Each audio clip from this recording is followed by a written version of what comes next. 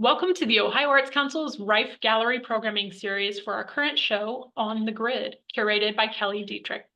Today, we are thrilled to present the artist, Peter Christian Johnson. As a brief reminder, everyone tuning in today is in listen-only mode. Please feel free to utilize that chat function to ask questions, and we'll be sure to get to them at the end of the talk. Also, please keep in mind that because we're presenting from separate locations, there may be some variation of bandwidth. So if one of us freezes up or the sound fluctuates, thanks in advance for bearing with us. All right, thanks everyone, and welcome, Peter. Hi, everyone. I really appreciate the opportunity. I want to thank the Ohio Arts Council first off for asking me to do this talk, and Kelly for including me in this exhibition. So the talk I have planned for you just kind of gives you an overview of the last 20-something years of my artistic practice. I kind of gear it often towards students, so I apologize. It kind of talks about how I found my own sort of identity through the work that I make. And so you can think about this talk through that lens as I sort of poke through this. So my background's in science, honestly. I never took an art class in high school. I didn't know where the art classroom was. I took all science classes. And I took my first art class in college because I was forced to. And I think that was the beginning of a transition. You know, I have a degree in chemistry and geology. It's sort of a hybrid environmental science degree because I was pre-med and I was going to go to medical school. But I found my way to clay and ended up, studying for the MCATs, and I ended up moving to North Carolina instead and became a resident artist there. So I was making pots. I think, like many of us who come into working with the material of clay, it started with this sort of connection of functional work. And I think part of that had to do with that it's so focused on skill. As someone who grew up pounding nails, working for a construction company from the time I was probably 13 or 14, like it was understandable to monitor my progression when I thought about skill, technique. How could I use the wheel to make something? It's not that much different than using a table saw or any other piece of equipment. The potter's wheel is just that. So I'm only showing you those to give some context. I want you to see how some of the aesthetic choices I was making in 1999, I see a kinship with the things I still make today. But these are some of the pots that I was making. I was introducing some braided metal and some things to sort of accent them, to sort of find my own voice. And I remember the first time I used porcelain, I really sort of felt, oh, this is starting to get to something that feels right for me, this sort of pared down, sort of quieter surface. I was borrowing things from, this is like a expander on a collar that I've never worn, but for a businessman maybe so they can breathe better. And I use that as a clasp of a jar. I was looking at a lot of lacquerware from Japan and some other things. And I don't really make a ton of pots. When I'm teaching pottery, I'm making pots at that time, of course. On occasion, I just show this because, sometimes I'll sit down and make something. And you can see how that might have evolved over a decade. So this is like a potluck bento box, that's sort of broken down into components and has these sort of elements that assemble it. So still in the same vein. But doesn't happen very often. If I'm honest, my wife might say, I need something for the house, or I'm demonstrating something for my students. But other than that, I still love pots, I say, but it's just not part of my practice. I can't do both.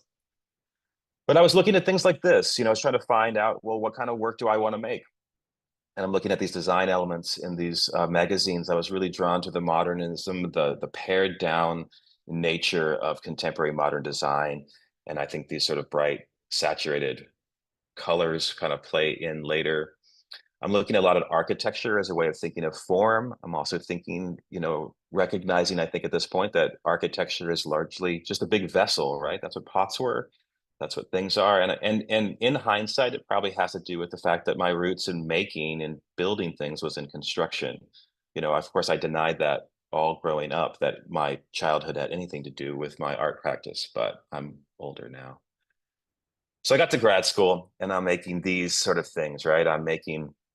So I became, I guess I should back up. So I didn't apply to medical school. I ended up getting this residency in North Carolina. I paid a student to photograph my work and I submitted this, and the next thing I knew, I was in North Carolina And I spent 3 years there, and that was really my ceramics education, because as an undergrad with a science degree, I had this professor that was really amazing, but I didn't really learn much about ceramics. I learned about art.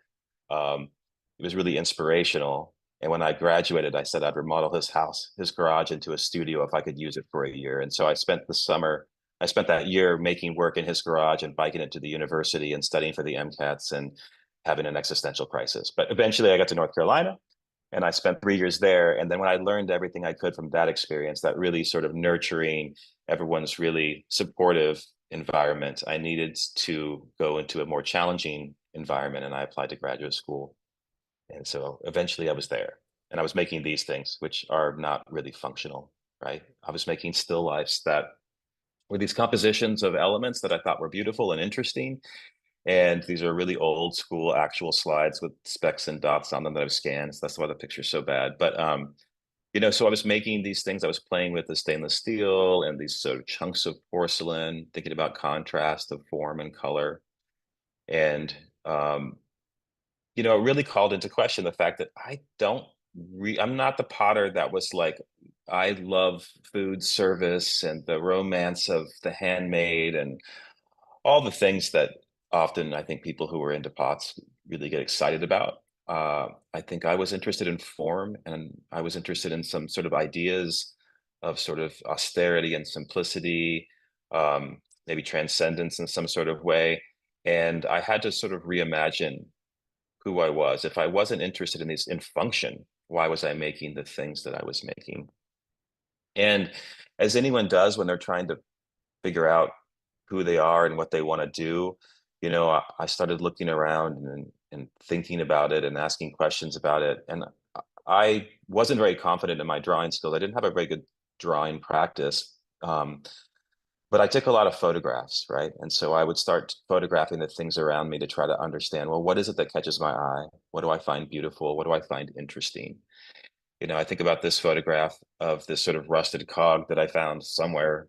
I think about the precision of the circle, the sort of sense of time and age that exists in the sort of rusted surface, the relationship it has to the hand. And I say all that right now, it sounds really poetic, but I didn't know that when I took the photo. All I knew is I found that was interesting, and I, spent time thinking and looking at that photograph. I was taking pictures of things like this and trying to understand why I found this to be so compelling, so beautiful, to think about this hard, man-made, person-made hewn concrete uh, form, this sort of bench with this sort of saturation of these organic fruit, I guess, building up on the edges.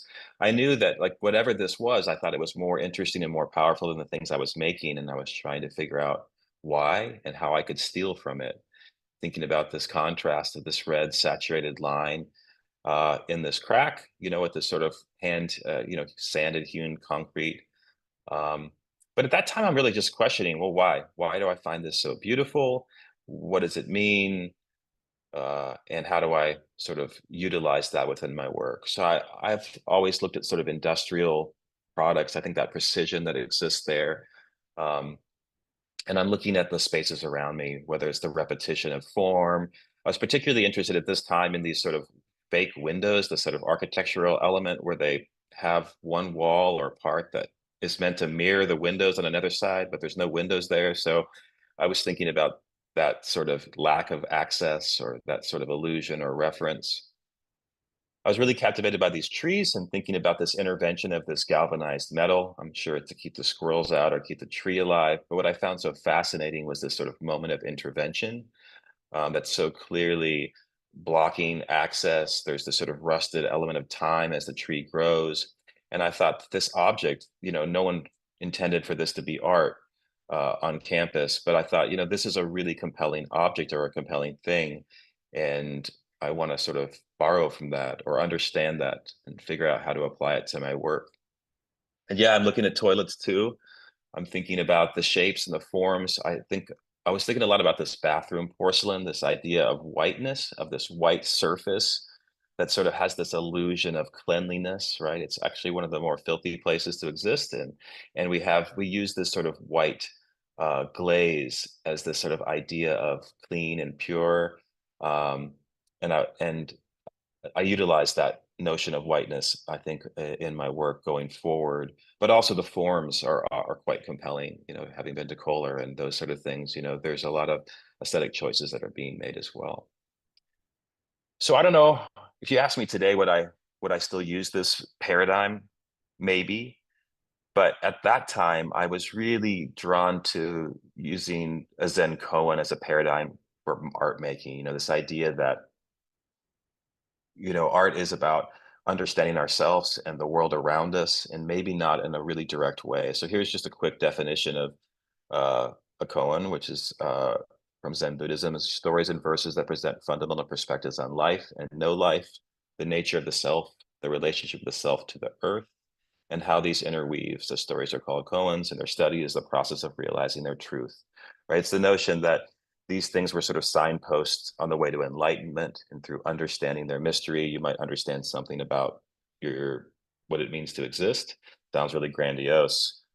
This is grad school, and it was an interesting sort of model and paradigm for thinking about art making. And you know, it ties to Zen calligraphy, right? That the idea of that this gesture, that this graphic uh, uh, language, right? This is actual writing, but it was supposed to embody the energy and the thought process and the enlightenment of the Zen master in that mark making, right? That notion of embodiment as a way of expression. So in my terms, you know, simply I was trying to absorb those things that I found compelling and interesting and make art, sort of repackaging them as a way of understanding it. And so back in that time, you'll see these pieces that are literally just playing with those visual cues. I'm thinking about containment and filtering, thinking about architecture, these contrasts of materials, the sort of whiteness, sort of industrially made, and the body.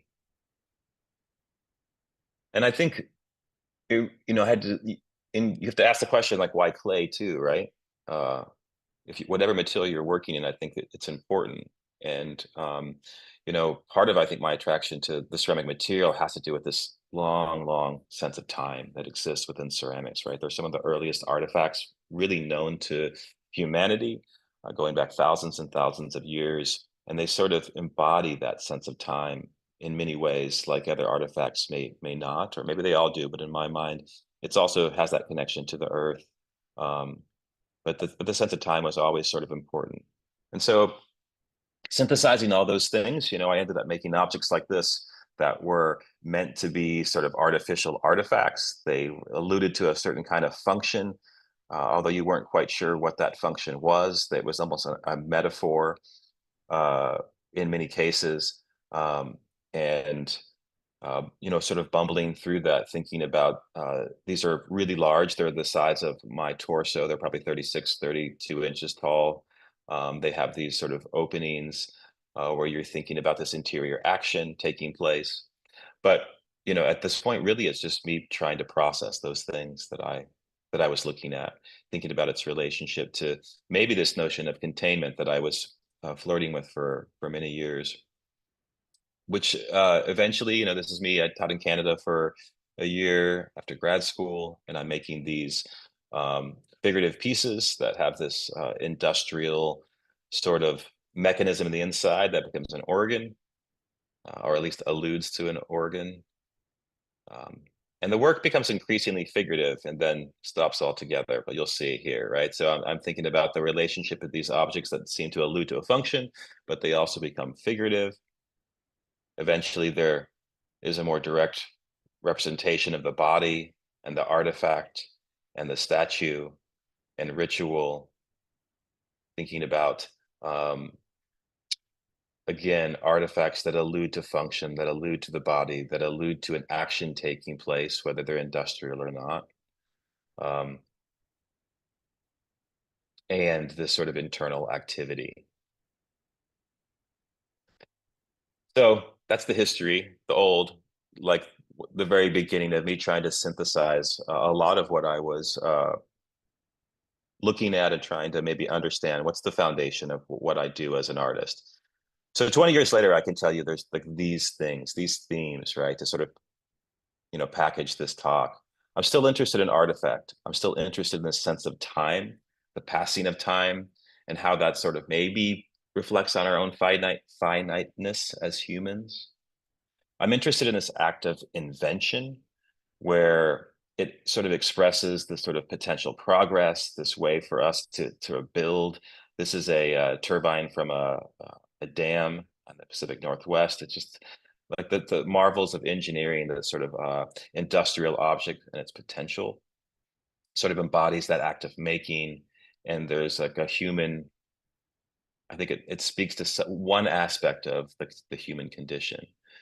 And I'm interested in labor. I'm interested in this sort of task objects that embody that sense of time and labor to make them. Looking at this trestle bridge, um, and the sheer number of hours that it takes to make this object, the beauty of this object, the functionality of this object, um, and thinking about how a thing can embody a sense of labor. And I'm really interested in this notion of collapse. I lived in the Pacific Northwest for years, but it's equally applicable in Ohio. These 100-year-old, 200-year-old barns that have sort of collapsed. I find them really beautiful in how they capture that sense of time, that sort of humbleness. They're often quite beautiful. And I think, to me, it speaks more to the human condition than maybe a skyscraper or something a little more optimistic. I'm interested in that collapse as a metaphor. Um, and this notion of failure, I know this is a really, in my opinion, beautiful photograph. This is of the inside of an abandoned nuclear silo, but I think that notion of failure in some way becomes sort of central to what I think about in the studio. Whether that's in the work or not is it varies depending on what I make, but it's in the background of part of the way that I approach making. So together, that is sort of relates to this notion of the Tower of Babel in some way, right? This sort of build this giant building to the sky. Maybe we can reach the clouds. We can reach God, and what sort of a disaster that was, or how foolhardy that is. I think something along those lines sort of entangles all those themes together that I'm interested in. And maybe it all gets back to this, right? This photo of like this really precise circle, this idea of perfection that exists within the geometry of a circle, that sort of erosion in time that exists within the rusted surface, and then the relationship to my own body when I'm holding this and photographing it with my hand in it. So in Oregon, I would stumble upon this in nature, where I would live out in the eastern side of Oregon, where they would strip mine for gold in certain places, and they often left the dredging material in the landscape. And I was thinking about those objects sitting within the landscape, and again, that power of the artifact to speak to a sense of time. And so in a different capacity, I began making artificial artifacts again. So this is a early sort of turbine that has no function, but it's mysterious. At this point, I'm thinking about is making an object that seems futuristic and historic at the same time, that's ambiguous in its placement. Um, and I'm interested in how there's a clear lack of precision there. I'm attempting to make this really precise object, but it's not, because I'm making it by hand. I'm using clay, a really stupid material to build an industrial object with. And I think the futility of that is important. And I'm just sort of exposing those sort of cracks. So, the clayness is sort of absurd and ironic within the context. And at this point, that's part of what I'm thinking about. And I'm stealing these surfaces from what I'm seeing around me in the landscape. And so I'm using a lot of tractor paint at this point and applying it to the surface with some ceramic stains.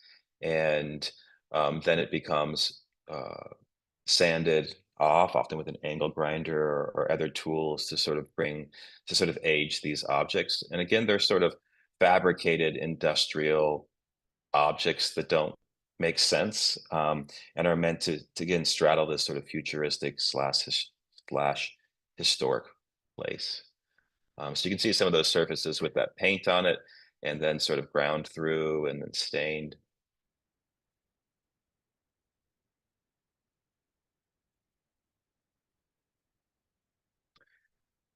This is a large, this is gonna be 4 feet wide and sort of polished with a disc sander with, going from 200 grit to 6,000 grit. So it really feels like marble, and it kind of feels like a wing, but you're not quite sure what it is.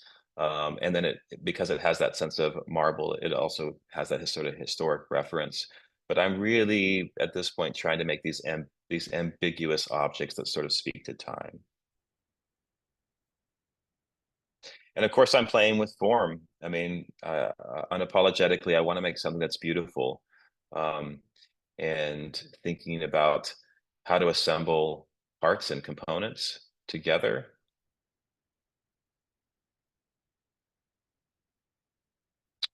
And you'll see, this is medium size, but sort of grinding the edges down and staining back into the clay. So a little bit of that process, I'm drawing these objects on a 3D modeling software. And I really got into that at some point because I would spend weeks making something that I had in my head, and then I would look at it and I would think, man, that's so boring, and it's not interesting, right? And it's like when you see it in the round in 3 dimensions and you spend all this time on it, like not everything we make is amazing, and that's still true with using modeling software for the record. But I think that was the impetus when I first started. I would start to model something up so I could spin it on the screen and get a sense of whether or not the form worked. But it also let me think about a process. So you can see here where I'm printing off each of the components. I make a blueprint of sorts and then cut out these templates for all of these different components, and sort of break it down into the individual elements, and then eventually assemble it into the whole. It's not what I do these days, but there's some kinship to that, because that act of engineering this to fabricate this becomes important, or was at the time. But I think honestly, what I found maybe the most compelling at the time was the separation between the mathematical precision of the digital model, right? That sort of precise um, thing that happens with the screen and the math that can exist in the computer, and then the object that I would actually make, which inadvertently had the softness to it. It had a certain sort of distortion that takes place, and in that distortion, it seemed to be what held a lot of my interest and what I found to make the things compelling. And so I'd start pushing these objects to intentionally crack and intentionally break, so this has a bunch of wire built into it so that it shrinks and pulls apart in the shrinking and firing process. Um, I started to understand that in that destruction, right, was where all the exciting things happened. And at first, the technical aspect was so difficult that by by nature it would fail and therefore be slightly compelling. And then as you get more and more proficient in any sort of thing you do, a lot of that disappeared because I was more and more successful at whatever the technical engineering challenge was. So um, this body of work, I still laugh at it. It's a little absurd, but at the moment, I made a ton of grapples. So those sort of things that go on the front of a scrapple device that you use in a scrap yard to pick up scrap. I thought, I wanted to make this sculpture that took 1,000 pounds of clay, translated it into these industrial artifacts. That it's the sort of the Sisyphean thing. Like it doesn't work. It's clay. It's really absurd to do that with that, and to really expose the material. So you'll see that within there's this. You can see the broken fragments. Some of these were intentionally broken, but others broke in the process. And so it's like a fragmented pile of grapples. Again, playing with this sort of time and this sort of futility. I don't know. Looking back on it, it might, we'll see. It's sitting somewhere in the field somewhere at this point. But it was an interesting exploration. Um, this is the Hoover Dam. I laugh because I was in Vegas with some buddies from college. I hadn't seen them in a long time, and my one friend's a hydrogeologist, and he's like, "We're gonna go to the Hoover Dam," and I was like, "That sounds incredibly boring, but if you really want to." I will go with you. And it was so magical because it had so many of the qualities that I was interested in. I mean, it's like Art Deco for one thing. It's like beautifully built, like the shapes and the forms of it are amazing. And it has that function and it has that sense of time.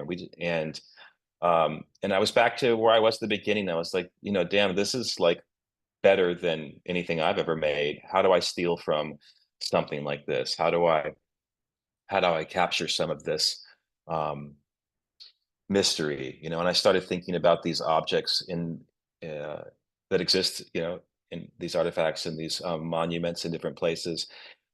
I wanted to make something that was acted more of a monument that had this sense of ritual that happened. This bottom left is, I think, part of the Taj in Mecca. It's called Stunning of the Devil, and they throw rocks against that obelisk, and it sort of drops down into that dish and drops through a whole layer. And again, I'm looking at these objects and I'm thinking, wow, these are actually so compelling as things. I want my art to have some of that aspect of that. How do I make something that even comes close to having some of the presence of these objects? What's wrong, Ray? I'm thinking about time again. I'm thinking about the relationship between the Colosseum and Ai Weiwei's bird's nest, where the Olympics were. I'm thinking about the relationship of this historic Persian water cooling tower and a nuclear silo, how those forms have a kinship, but their time is so spread out. Um, one has a sense of artifact, one has a sense of the future. And just thinking about all of those, beautiful objects as was partially in the Met, thinking about time and artifact again, and the change of scale. And also, this sort of relationship between this, you know, uh, satellite dish for sonar radar or whatever it is, and these historic places um, that are like land art, but from cultures way before we even had a term called land art, whether they're Nazca lines or these.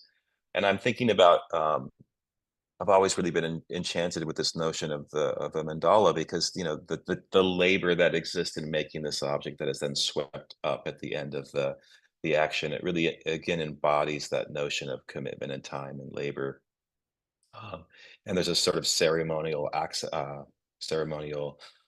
presence within the objects, right? And I was really dissatisfied with the previous work because it felt like it all rested on this notion of trompe l'oeil, this illusion of industry and illusion of an industrial object, which honestly I wasn't really interested in. I was interested in another aspect of it.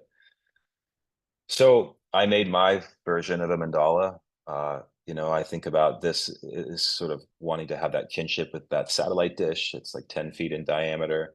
Um, and I wanted to make a thing that you came up to, so the object has a different sort of presence when you're at it, right? It's an altar. It's something you come up and your body's in relationship to it. And so it plays with some of the other themes of these sort of broken and fragmented stuff. The clay was very intentionally exposed here um, within this sculpture. And these are some of the other things that exist in that exhibition. You may be able to, I mean, this is like 6 feet long or something.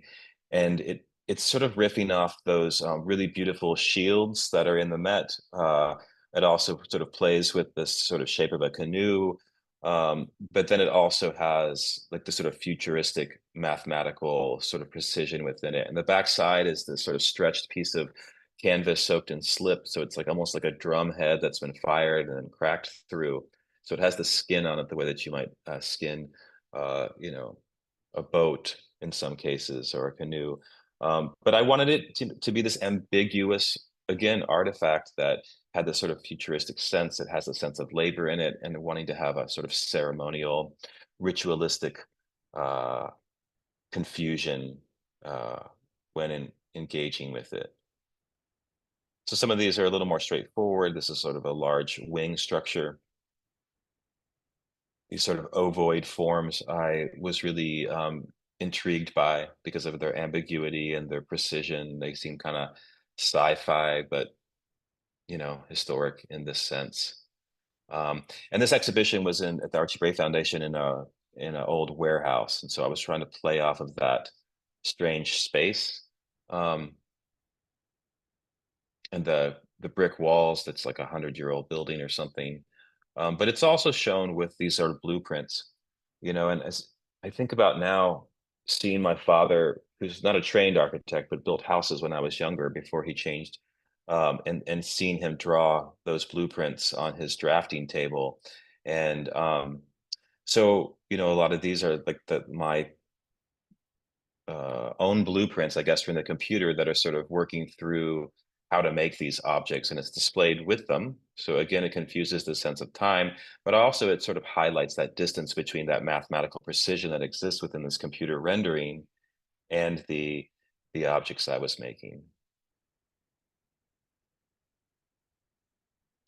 So there's like some studio shots to sort of see the mess and all the many little parts that it takes to build one of these. And again, wanting to have that sort of sense of labor um, exist within the object. It needs to seem built or constructed.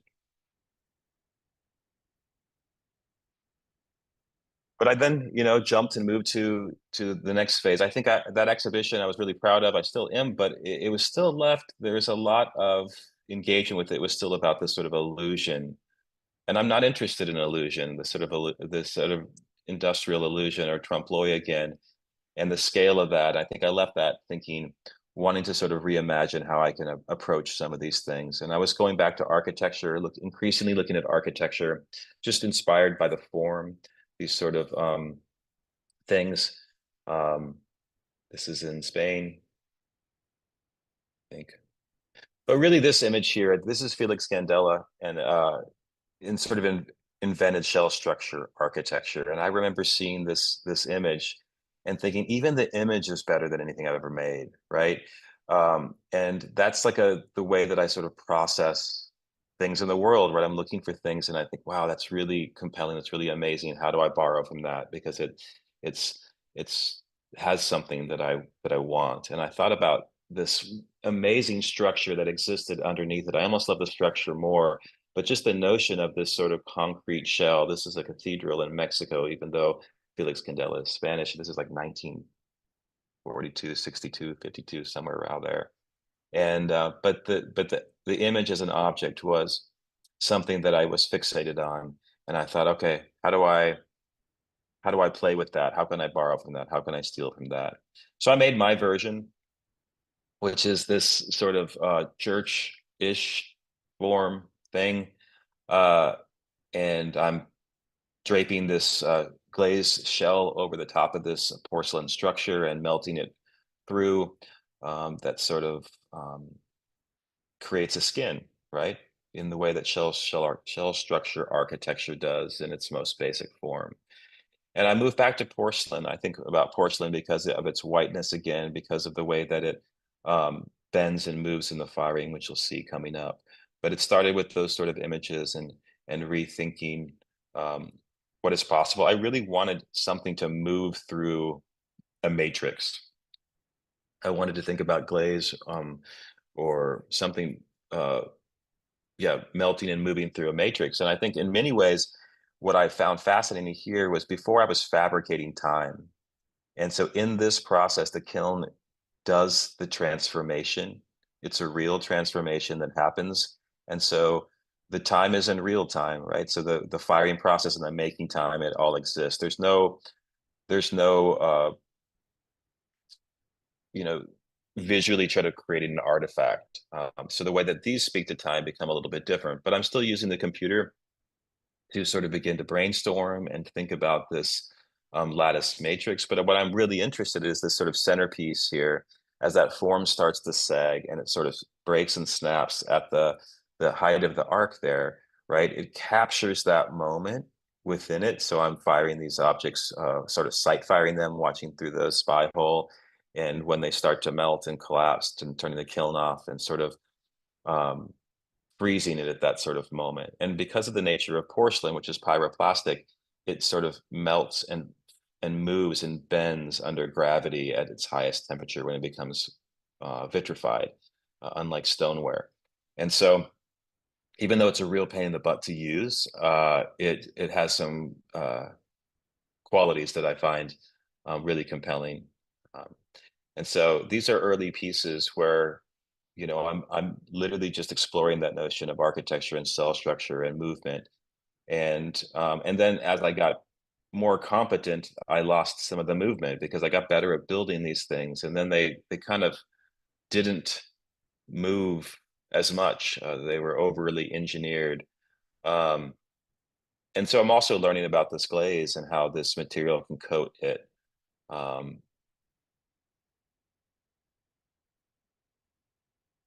and so you can see these structures. They're also smaller, right? It was like, how do I have something that I can put in a box and not in a room? Moving a lot and trying to get things across the country, that becomes an issue as well. But it still comes back to these images, and now I'm trying to make that collapse. I'm trying to build that barn metaphorically. And so I'm playing with that notion of slump, right? You can see these forms that are created, and then that's all in real time, right? So that I'm capturing that shape. This is just a study, so I'm taking these basic geometric shapes, whether it's a grid or a cone or a sphere or a pyramid, and they're fired to a point where I'm watching them, and as they start to slump and sag, then I pull the kiln and take it out. And I think they really kind of beautifully capture that moment, um, in a way that I wasn't able to do previously.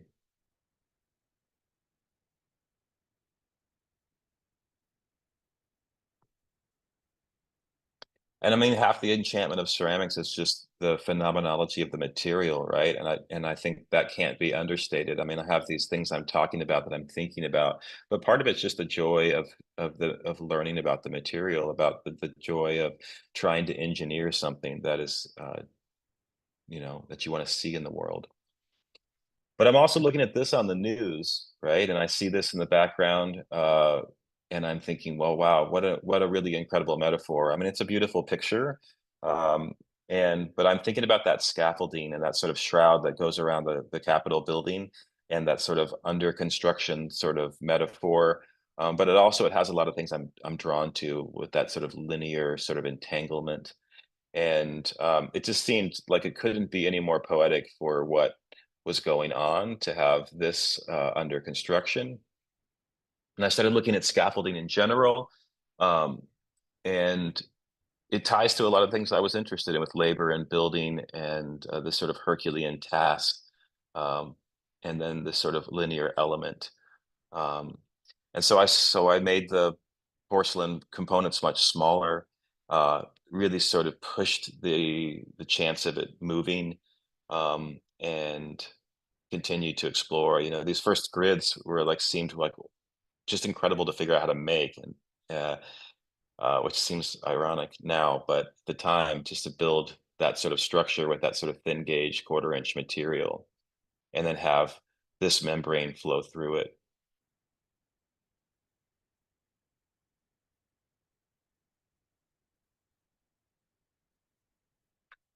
And so that led to this project that I did in 2016, where I was looking. I think I saw these images first, right? These are the blueprints of these Gothic cathedrals, these historic documents, and I thought, wow, that's a beautiful drawing. How can I utilize that? And so in this project, what I was doing is borrowing from those blueprints of these Gothic cathedrals and fabricating my own versions out of porcelain. So you can see I extrapolated from the drawing in the bottom left to a sort of abstracted version on the upper left that became these drawings here on the right, and then set out to figure out how to construct them. And then intentionally disrupt their access, right? So these cathedrals are built. There's like 6 different ones from 6 different cathedrals in Europe. Some of them are capsized, so they're built on the normal axis, and then when I'm glazing them, I'm firing them on their side, so the whole building collapses. Right, that porcelain bends and slumps, and the shell becomes this sort of puddle. This one's fired upside down, and so you can see that it starts to bend under its own weight, and then the glaze starts to flow through it. Um, and another sort of capsized one.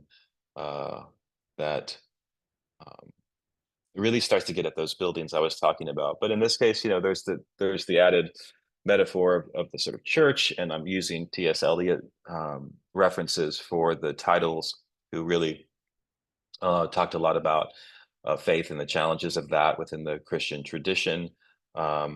And you see these sort of disrupted cathedrals. I mean, I think these cathedrals, I mean, it's so amazing. They're built over 200 years, like often with multi-generations constructing them, right? We don't do anything like that anymore.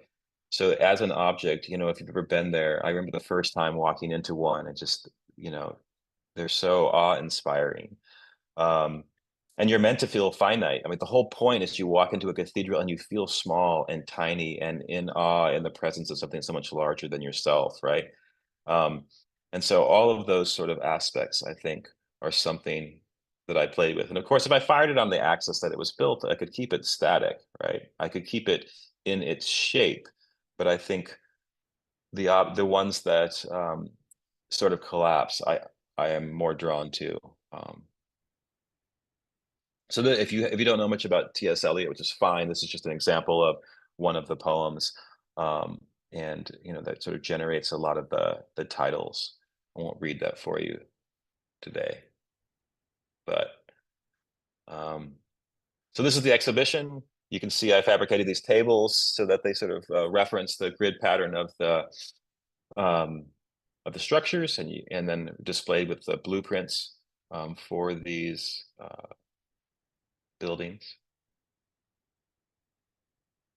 And to give you a little quick sense of how things come about, I have like 45 seconds here of me building something.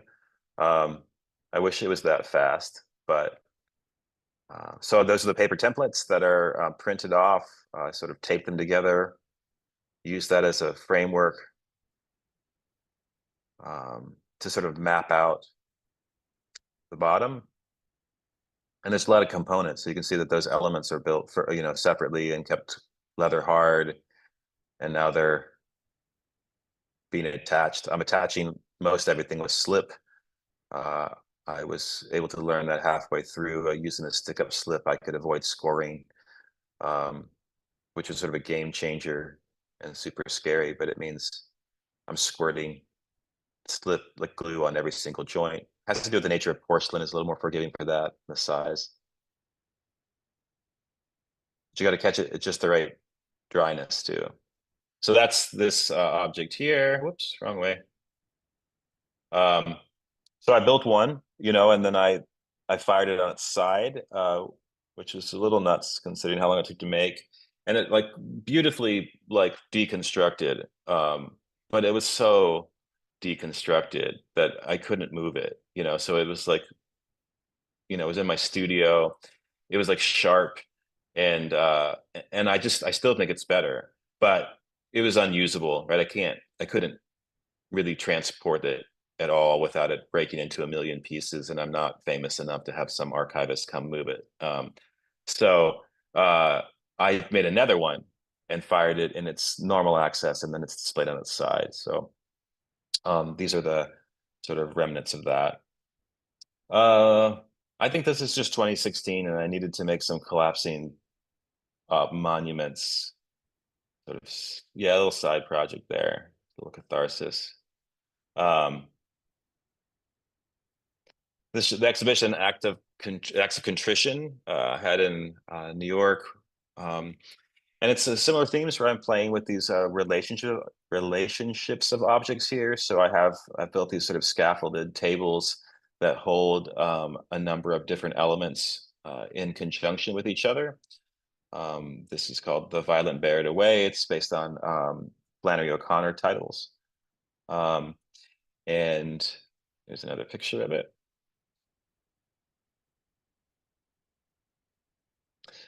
So again, you have this sort of slumped piece of ceramic that's then fabricated a table to hold it, just different elements in proximity to each other. That's the top element on that previous piece.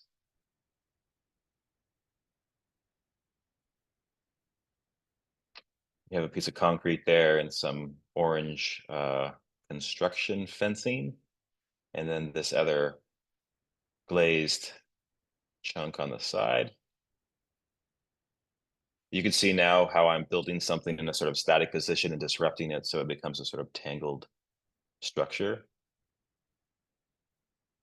Or I'll bend a piece over something in the firing, like that piece on the left, which is sort of slumped into that arc. Or like a more solid mass that's sort of collapsed.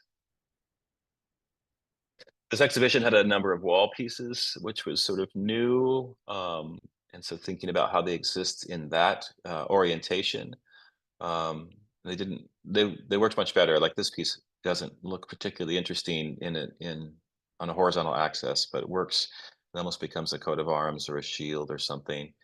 And these other objects existing on the wall. And then some more pared down objects here. So you can see that.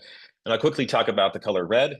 I think it's always these saturated colors. I have to get asked, why do I use the colors that I use? And I think it's tied to, of course, just things I love. Like, you know, Anish Kapoor is amazing. I was always drawn to Donald Judd's forms for their simplicity, even though he's kind of not awesome, maybe. And thinking about blood and how its connection to the body and its saturated color, I'm thinking about that sort of bent weight that also relates to the body.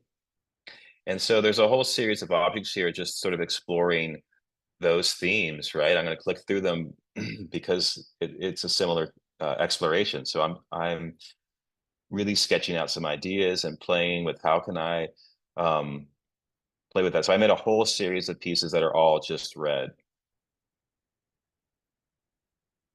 And you can start to get a sense that there's often an armature underneath it that sets it up and it's fired on and then it's removed so the piece sits in a different axis.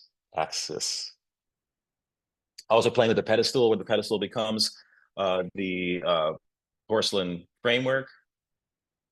And I wanted to, I'm looking at the time here, this is why I'm going faster. And I'm also thinking about just exploration of material, right? So you have this brick that's sitting on top of this. It's a real brick and it sort of deconstructs this form. It took multiple attempts to figure out how to do this because truthfully, that grid system is so strong, it held it up.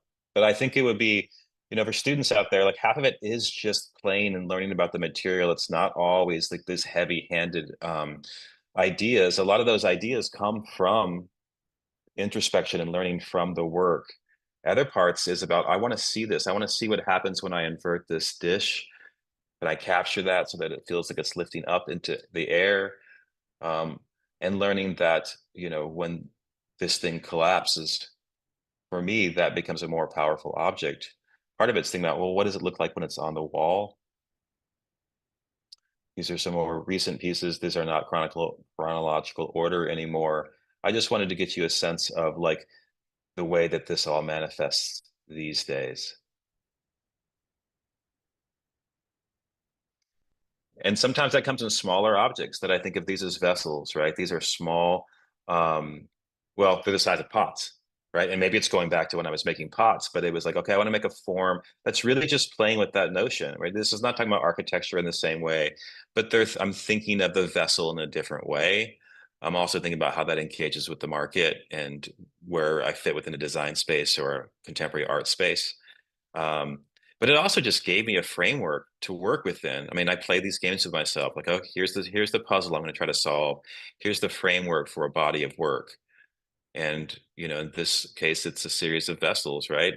You know, how do I make an actual pot? If I make a pot these days using all the things I've learned in 20 years, what does that pot look like? And then increasingly, I'm like moving away from the glaze because it got to be a little much within the field of ceramics where there were so many folks making drippy, gloopy stuff that it kind of stole and killed my soul. And so I've always been interested in form primarily. And if you look at what's in my studio and thinking about these sort of compositions, form becomes, you know, at the core of what I do. The glaze is important as a means of moving and mediating, and of course the color and all those, you know, technical and material things. I'm equally as enchanted. But right now, one of the things I'm working on is these sort of still lifes, these sort of compositions that are Yeah, just simply that. It's like a composition of numerous individual elements. These are different colors of porcelain, glazed, unglazed, fired in reduction, fired in oxidation. So there's a variation of white tones. And then it sits as a composition of the many different elements. And I think that's where I'm going to leave it today. That's not a fully resolved body of work, but that's the whole beauty of working in the studio. It's what I'm working on now.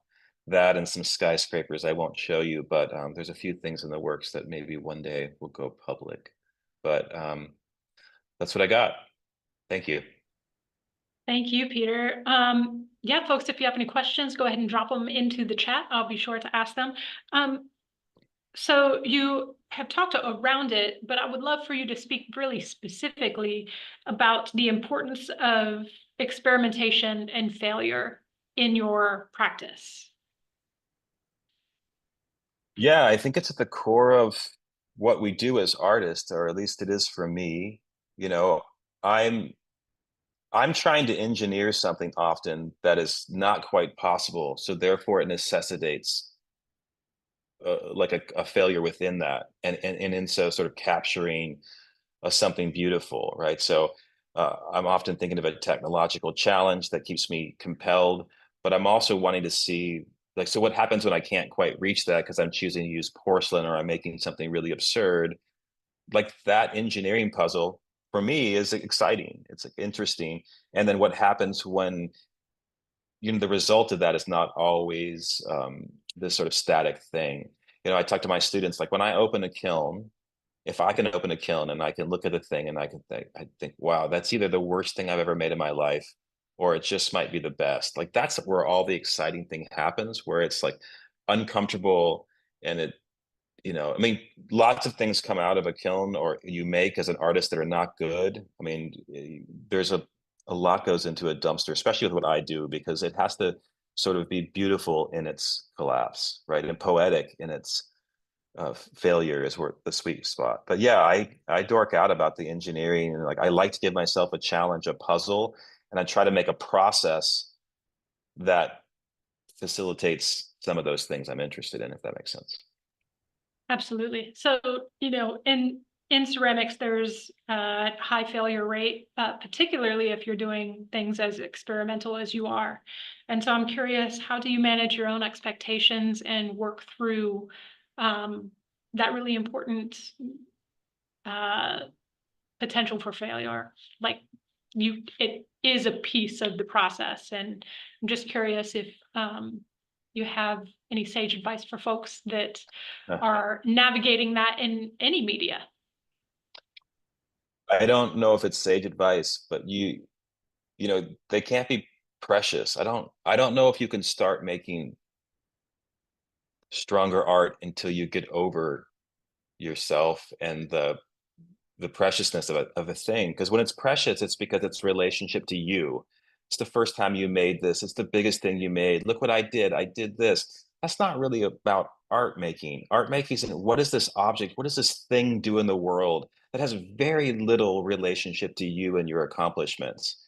And I think what drives me is like I've experienced art in the world in a museum, and like what I chase as a sculptor, as an artist, is like I hope that in some capacity I can make something that has that power to move someone the way that I've been moved in engaging other things. Or I want to move myself with the thing that I make. It's rare. It's like chasing the Sasquatch or something that doesn't exist. But like it's that chase that I think is important. And I think you have to love the work. Like grinding out in the studio, it's like not fun all the time, but the work is fulfilling. It's like when I go to the gym, I don't want to go to the gym, but I like how I feel when I come home from the gym, right? So there's a sort of I like I like I like working. And failure is where you learn everything. You don't learn anything through success, or I don't.